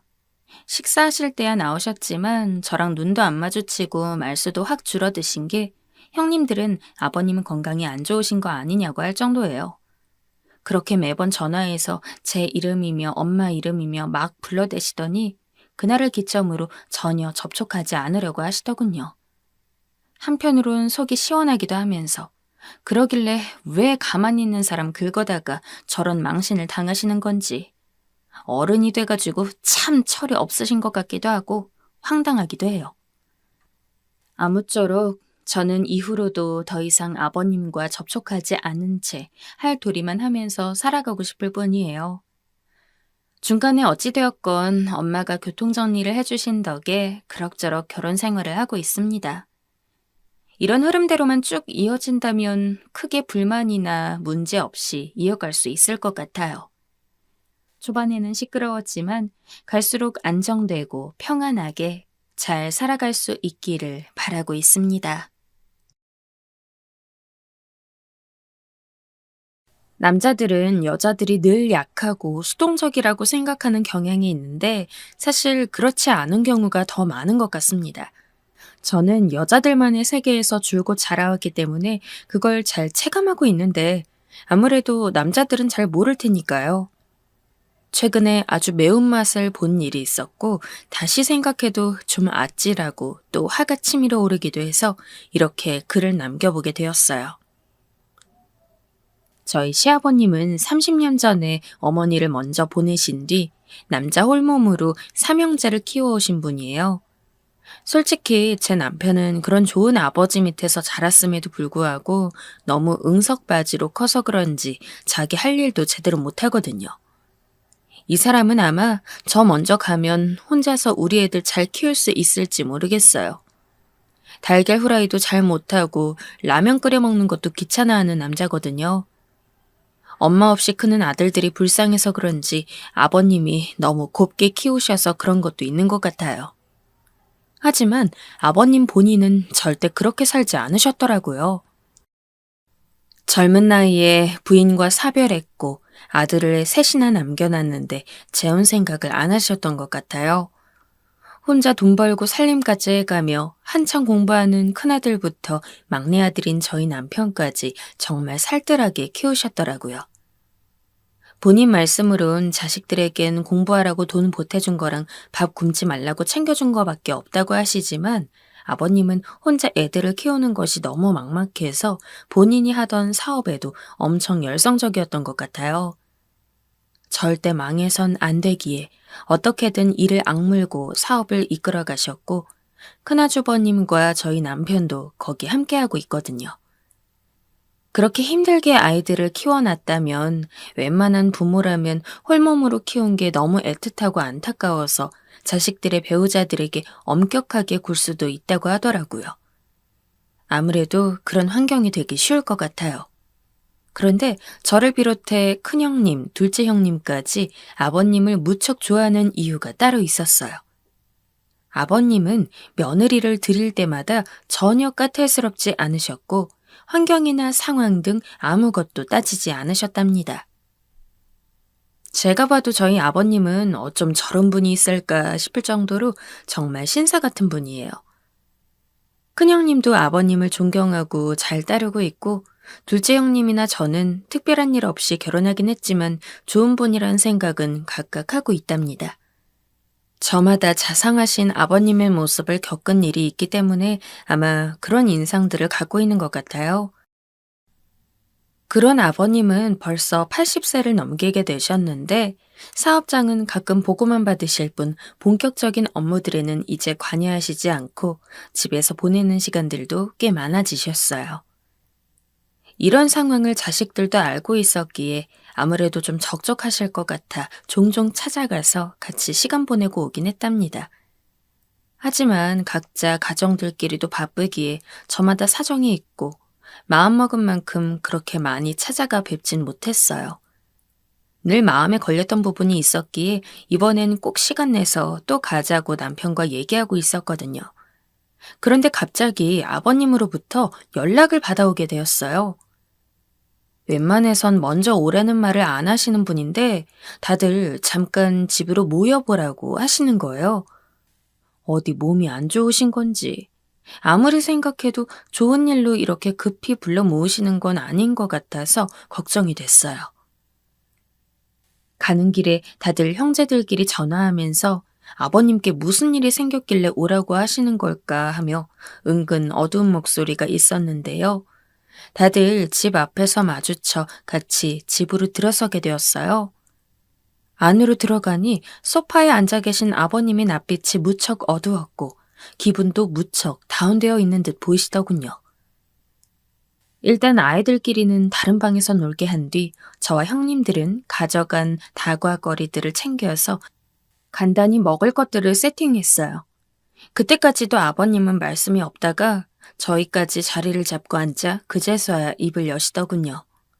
헌데 아버님께서 하신 말씀은 솔직히 너무 놀랍고 난데없어서 저는 과일 깎으려던 칼을 놓치고 말았어요. 도대체 어디부터 바로잡아야 하는 건지, 어디부터 우리가 몰랐던 건지 알 수가 없어 가닥이 안 잡히더라고요.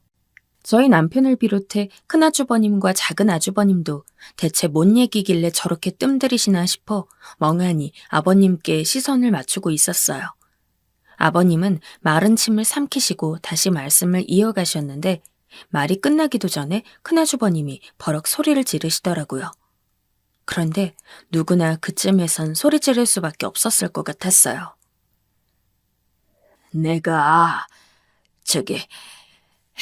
내가 잠깐 만나던 여자가 있었는데 아무래도 사기를 당한 것 같다. 사기요? 아니, 그보다 아버지가 여자를 만났다고요? 큰아주버님은 너무 놀라 소리를 빽빽 지르셨고 저희도 그만큼 놀라긴 했어요. 하지만 솔직히 저희 아버님쯤 되는 분이 여자분을 만난다는 게 그리 잘못이란 생각은 들지 않았죠. 80세를 오가도록 딱히 여자 그림자도 느낄 수 없는 분이 우리 아버님이셨고 어머님과 사별한 것은 30년이 지나버린 데다가 자식들도 다 장가가서 손주까지 보셨는데 뭐가 문제겠어요. 게다가 저희 아버님은 대단한 재력까지는 아니어도 충분히 본인의 노후는 여유가 있고 자식들에게 연결해 줄 수 있는 사업장도 갖고 계신 분이니까요. 단지 자식들이 이리 놀란 건 그만큼 여자의 그림자라는 그림자는 전혀 느낄 수도 없었던 분이기에 더 놀랐던 것 같아요. 아버님 입에서 연애에 관련한 얘기가 나온다는 건 저조차도 왠지 낯설고 상상해 본 적 없었으니까요. 아무튼 우리가 주목해야 할 것은 여자를 만났다는 사실보다 그 뒤의 얘기에 더 무게가 실려 있는데 말이에요. 다 생소한 화제여서 너무 놀랐던 것 같아요. 정말 중요한 얘긴 뒤로 갈수록 나왔는데 다들 황당해서 그랬는지 누구 하나 침묵을 깨지 못하더군요. 한 1년 정도 만났는데 돈을 빌려달라고 하더라고. 이미 여기쯤 오니 대략 어떤 끝일지 예상이 되었고 차라리 보이스피싱이었다면 덜 황당했을까 싶어 한숨이 푹푹 나오더라고요. 끝까지 들어보니 아버님이 만나던 여자분은 40대 초반이었던 것 같아요. 하지만 단지 연애만 한 정도로 저희가 이렇게 부글부글하고 아쉬워하는 게 아니에요. 40대 여자가 뭐가 아쉬워 80대 노인과 연애하려고 하겠어요. 분명히 노리는 다른 수가 있기 때문에 그런 것 아니겠습니까? 역시나 그 여자는 아버님께 억대의 돈을 빌려달라 했고 그렇게 돈에 꼼꼼하시고 차분히 살피시는 아버님께선 며칠을 미루다 빌려주셨다는 거예요. 한두 푼도 아니고 몇 억대가 오가는데 그걸 한참 고민하다가 그 여자 성화에 못 이겨 결정을 내려버리셨다더군요. 처음엔 1,000만 원 정도를 금방 갚았다고 해요. 이 말을 듣자마자 바로 큰형님이 나서서 화를 내더라고요. 아버님, 그거 전형적인 사기예요. 처음에는 잘 갚는 척 하면서 나중엔 잠적한다고요. 큰형님이 건넨 이 말이 떨어지기 무섭게 아버님은 바로 수긍하시면서 괴로워하셨어요. 에휴, 그래. 그러고 연락이 안 된다. 아무리 전화를 해도 받지를 않어. 집에 찾아가도 그 집에 안 산다고 하더구나. 아휴, 내가 이 나이 먹고 무슨 짓을 저지른 건지 정말 살고 싶지가 않구나. 세상에, 어쩜 이렇게 못된 꽃뱀 같은 인간이 다 있는 걸까요? 순하디 순하신 우리 아버님 같은 사람의 허전한 부분을 파고들어와 몇 억을 저렇게 훅 하고 움켜쥐고 도망가 버리다뇨. 이번에 사업장을 필수로 확장하는 데 있어 꼭 필요한 돈으로 갖고 계시던 자금이었어요.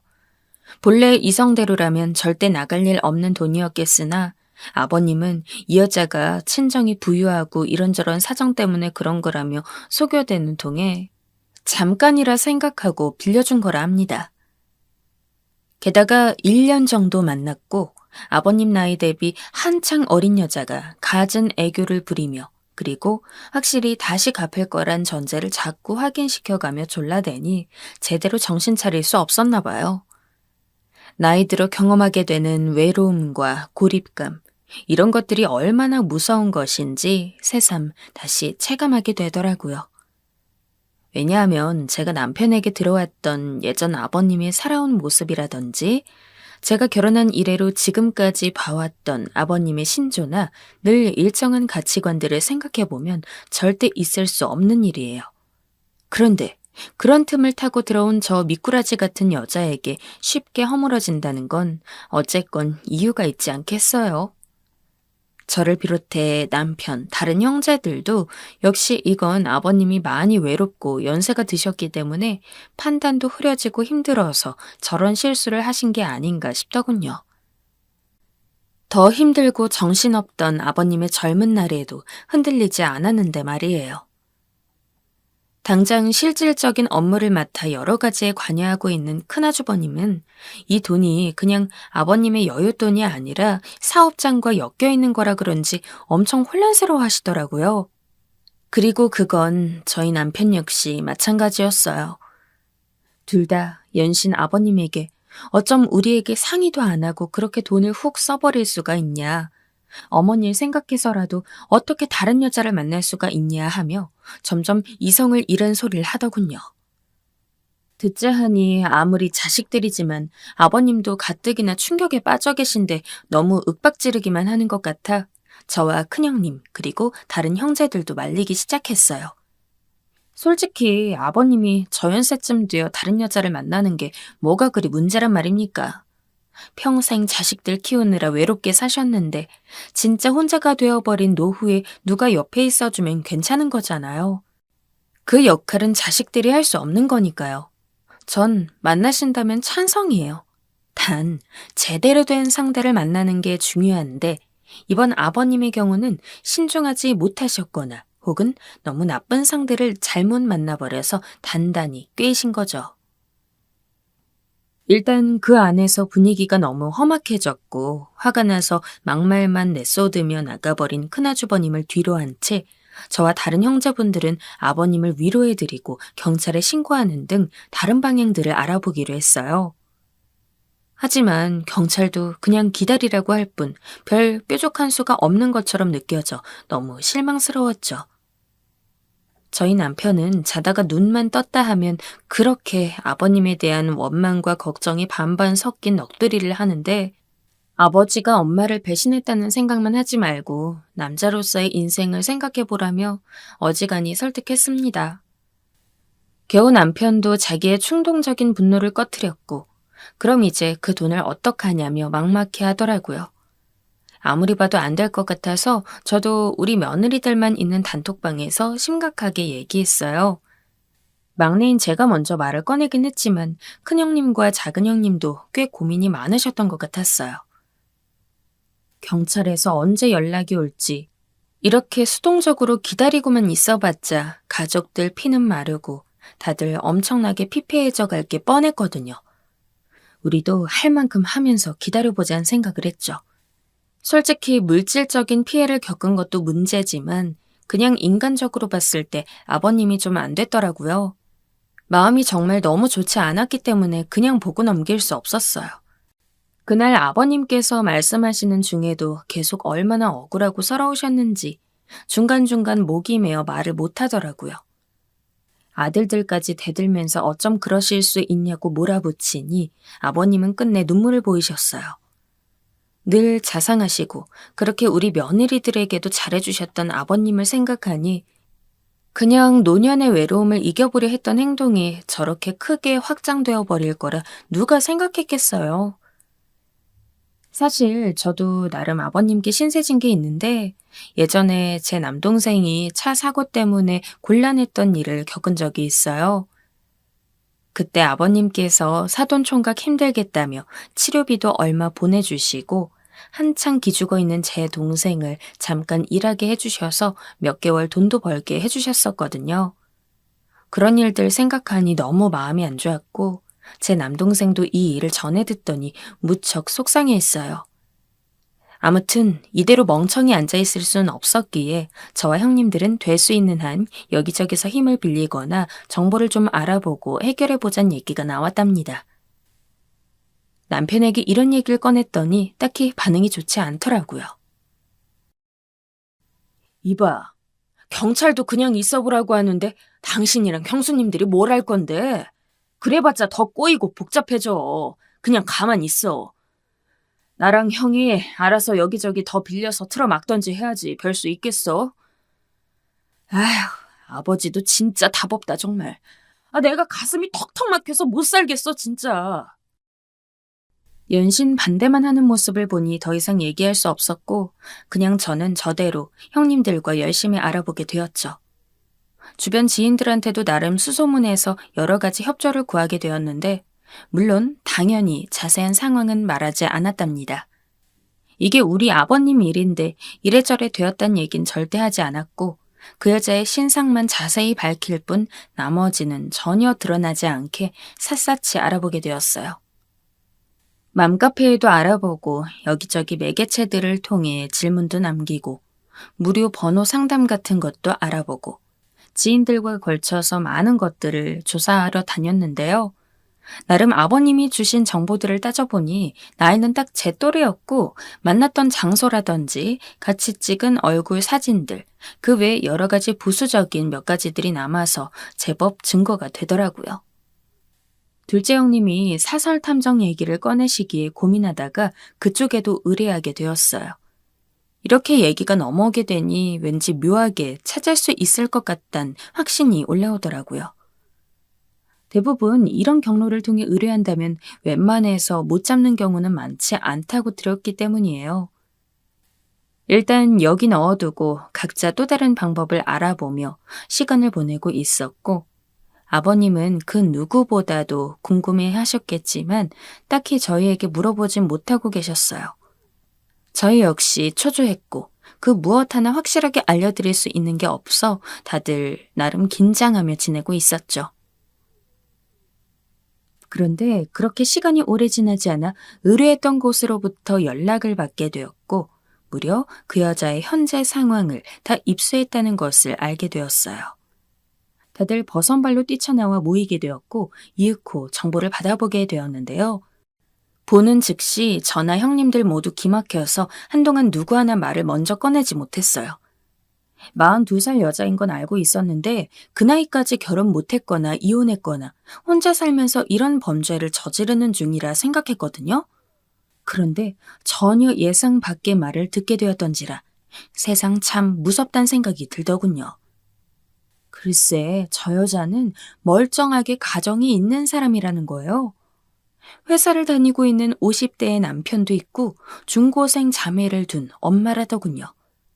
진짜 듣다 너무 어이가 없어서.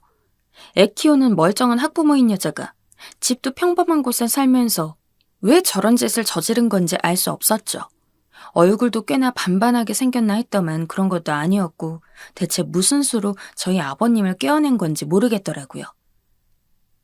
아버님 말씀으론 착해 보이고 사람도 좋아 보였다던데 뭐 겉으로 좋은 사람처럼 보이게 하는 거야 작정하면 얼마든지 할 수 있으니까요.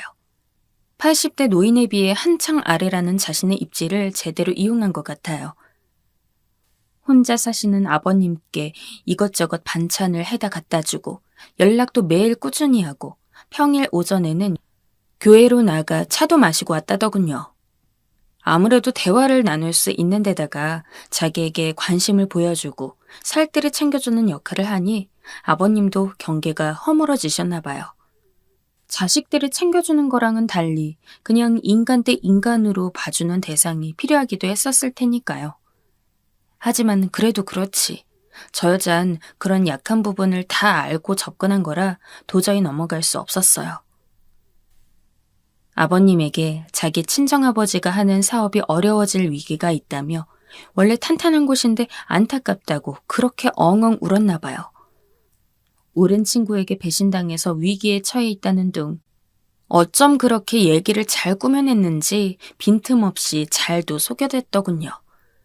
아버님은 그렇게 1년 가까이 자기에게 공들이며 잘해주던 사람이 한참 꺼낸 적도 없는 돈 얘기를 민망한 듯 하면서 저리 우니까 나름 당황하셨던 것 같고요. 노인네한테 기어이 동정심이며 애교를 동원해서 큰 돈을 뺏어가버린 여자. 게다가 어이없게도 남편과 자식까지 키우고 있는 엄마였던 여잘. 같은 애엄마이자 아내인 입장에서 도저히 참을 수 없었어요. 우리는 그런 아버님께 각자 저마다 신세를 진 며느리들이기도 하고요. 결국 우리는 그 여자의 현재 거주지를 알아낸 다음 그 근처로 직접 나서게 되었어요. 대체 그 큰 돈을 홀랑 까먹어 놓곤 어디에 쓰길래 저렇게 조용히 살림만 하며 살고 있는 건지 이해가 안 갔죠. 아무튼 집 근처에서 반나절을 기다리니 그 여자를 알아볼 수 있었어요. 그 아파트 입구로 드나드는 사람들이 바로 보이는 카페가 있어서 나름 진을 치고 있었거든요. 최근 근황으로 찍힌 사진이 있어 비교적 구분이 빠르게 되었어요. 제가 바로 잽싸게 나가 말을 걸었죠. 최영선 씨 맞으시죠? 네? 누구세요? 뭐 좀 여쭤볼 게 있어서요. 아니, 뭐 하시는 분인데요? 자기가 아니란 말은 끝까지 안 하고 물고 늘어지는 걸 보니 그 여자가 확실했어요. 그때 뒤에서 형님들이 슬슬 나와 제 주변으로 섰고 저는 즉시 아버님 성함을 말했어요. 김경환 씨랑 잘 알잖아. 당신 최영선 맞지? 그러자 여자가 약간 움찔하더니 자기는 최영선이 아니라며 돌아서더군요. 그 순간 바로 큰형님이 우직하게 그 여자의 팔을 확 끌어잡았어요. 야, 어디서 가정도 있는 게 나이 많은 노인네를 꼬시고 앉아 있어? 너 똑바로 대답 안 해? 그 여자는 더 난리치며 빨리 놔달라며 자긴 아니라고 짜증내더라고요. 큰형님은 계속 팔 잡은 상태로 말을 이어갔어요. 그렇게 빽빽 우겨대던 여자는 큰형님의 협박에 그만 입을 앙 다물더라고요. 아니야? 그러면 억울하겠네. 어디 한 번 더 소리 질러봐. 일 더 크게 만들어줄게. 네 남편 이름이 이명진이고 큰애 이름이 이요미, 둘째가 이 앞에 학교 다니는 이여진 맞잖아. 아니라고 소리 질러봐. 결국 용 쓰며 놔달라 하더니 그 자리에서 온몸에 힘을 빼고 사정하더군요. 알겠으니까 여기서 이러지 말고 다른 쪽으로 가자고요. 하지만 큰형님은 봐주지 않았어요. 야, 창피한 걸 아는 인간이 네 얼굴값은 아쉬워서 그렇게 수무려들면서 노인네 돈 몇 억은 꿀꺽 삼켜버리고 이렇게 돌아다닐 맛이 났어? 너 당장 돈 내놔. 당장 돈 내놓으라고! 고분고분하게 구는 것 같던 여자는 갑자기 눈이 획 돌아버리더니 자기가 그 돈을 왜 갚아야 하냐며 또 도끼 눈을 뜨는 게 아니겠어요? 말로 안 되겠다 싶었는지 즉각 큰형님이 여자의 머리채를 잡고선 빙빙 돌려대는데 그 여자도 이대로 돈을 토해내긴 싫었는지 죽을 듯이 달려들더군요. 둘째 조카를 낳은 이후 몸무게가 잘 안 돌아온다며 속상해하시는 큰형님은 나름 덩치가 있는 분이었는데 그 여자 하나쯤 상대에서 날려버리는 건 일도 아니더라고요. 어느새 동네 사람들까지 멈춰서서 이 난리를 보고 있었고 일이 정말 커지게 되었어요. 급기야 그 여자는 완전히 정신을 놔버린 건지 이런 말도 안 되는 소리를 하더라고요. 경아 씨랑 난 연애를 한 거야. 돈 갚겠다고 1년만 기다려달라고 말했다고. 니들이 뭔데 와서 내놓으라 말아 난리들이야. 역시 돈 때문에 눈이 그렇게 뒤집어진 게 맞더군요. 씩씩거리며 숨 돌리는 큰형님을 뒤로하고 결국 둘째 형님이 나서셨어요. 그럼 본인도 연애했다고 인정한 거네요? 여기 동영상도 다 찍어놨고 최영선 씨 본인이 분명히 우리 아버님과 연애한 거라고 말했어요. 유부녀가 불륜 저질러서 노인한테 돈을 억 단위로 뜯어놓고서 겁도 없으시네요. 이거 경찰에 최영선 씨 신상이랑 같이 넘겨서 가족들한테 망신당해 보실래요? 아니면 인터넷에 퍼뜨릴까요? 한 이틀 정도는 모자이크 해줄게요. 하지만 이후로는 모자이크 벗겨버릴 건데 괜찮겠어요? 돈은 돈대로 내고 본인 남편이랑 자식한테 망신까지 같이 당할래요? 아니면 돈만 쏙 토해낼래요? 한창 끈적이는 땀과 악으로 질러대는 소리가 가득하던 그 골목에서 결국 그 여자는 가정에 알려지는 건 죽기보다 싫었는지 알겠다고 하더군요. 우리는 일주일 안에 내놓지 않으면 모자이크 없이 영상을 올려버리겠다 했고 기존에 뜯어간 돈에 정신피해 보상금까지 추가로 요구했어요. 정말 곧 죽으려고 해도 돈이 없다는 걸 우리는 괘씸죄로 반드시 받아내야 한다며 따박따박 따졌고 결국 기존 돈에다 5천만 원을 더 얹어서 돌려받게 되었습니다. 본인 가족들에게 밝히지 않겠다는 조건 하에 말이에요. 일단 돈을 다 받아내기 전까진 제 남편에게 이 상황을 말하지 않았고 추후 5천만 원까지 완전히 들어온 걸 확인한 후에 그제서야 말했어요. 남편은 너무 황당했는지 말을 못 잇더라고요. 이후 형님들과 함께 다 같이 아버님께 가게 되었고 시간차를 두고 큰아주버님과 둘째 아주버님도 오게 되셨어요. 이때까지도 경찰에선 연락이 오지 않은 상태였으니 아마 그대로 있었다면 시간이 얼마나 걸렸을진 아무도 알 수 없겠더라고요. 아주버님들과 제 남편은 어떻게 이렇게 처리를 했냐며 당황스러워했지만 이젠 이미 끝나버린 일이고 앞으로 아버님의 향후가 정말 진심으로 걱정되었어요. 다 돌려받으시고 모든 게 회복되어 다행이라고 말씀하시긴 했지만 꽤 크게 상처를 입으신 것 같고 표정이 많이 어두워지셨어요. 저희 앞에선 그런 내색을 안으려고 노력을 하고 계시긴 해요. 아무쪼록 아버님께서 너무 힘드시지 않도록 돌아가며 자주 연락도 드리고 형제들끼리 순번을 정해가며 한 달에 한 번씩은 꼭 찾아뵙기로 단톡방에서 정해두었어요. 가까스로 일이 마무리되긴 했지만 사실 아직도 씁쓸한 건 여전한 것 같아요. 노후에 혼자 남게 되는 사람들의 마음이란 어떤 것일까? 누구나 그 공백은 있을 텐데 그걸 어떻게 다루며 살아가야 할지. 저도 이런저런 생각을 해보게 됩니다.